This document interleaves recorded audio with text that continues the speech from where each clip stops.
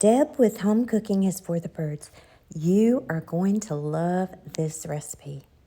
Let's just go ahead and jump right into it. We're going to start off with 1 pound of ground turkey sausage, breakfast sausage. You want to cook that, drain the fat off of it, and you're going to add half of a yellow onion diced. And we're going to cut our stovetop eye or your burner onto simmer, and we're going to saute that onion right in that breakfast sausage. For this recipe, you'll need a half a box of spaghetti noodles. And we're going to go ahead and get that started while we're sauteing that onion. Just a note here, if you're using turkey breakfast sausage, make sure to add a half a teaspoon of sage to it. Trust me, it will make it taste so much better. It will make it taste like pork sausage. Now let's go ahead and add 2 teaspoons of minced garlic and 2 teaspoons of oregano to our sausage and onion.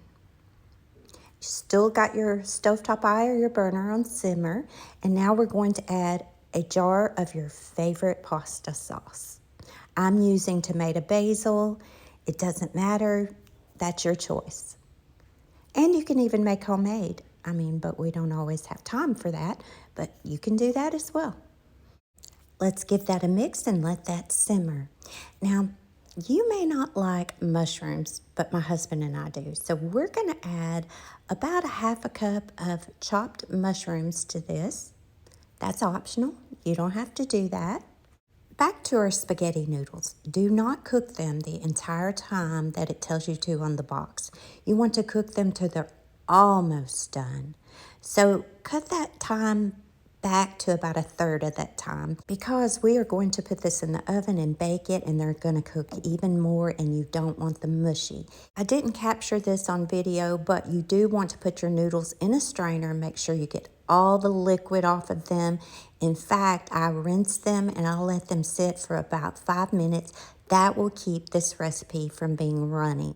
I do use whole grain pasta. It has more fiber in it. So if you want to incorporate more fiber into your diet, use whole grain pasta. You will need a 9x13 baking dish for this recipe. Make sure you oil it.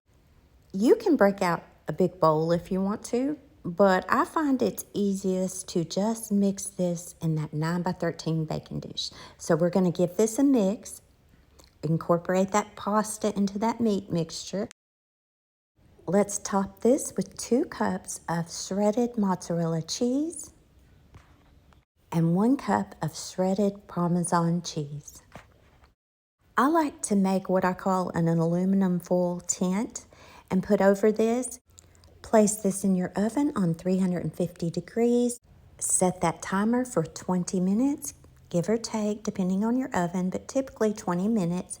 And voila, dinner is ready to be served. This is a family favorite, and I know your family's going to love this one too.